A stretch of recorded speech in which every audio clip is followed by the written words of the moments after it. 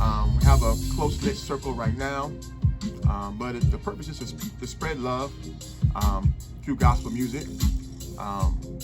The music that we make is sometimes can be considered the gospel ride home music. Is some of it's worship, some of it's just feel good, inspiration, pick me up when I'm down type music.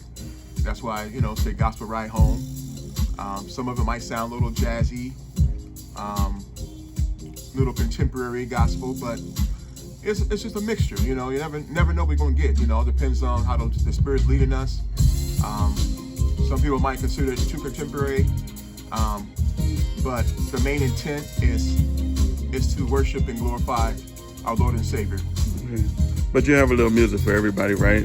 Different genres of music.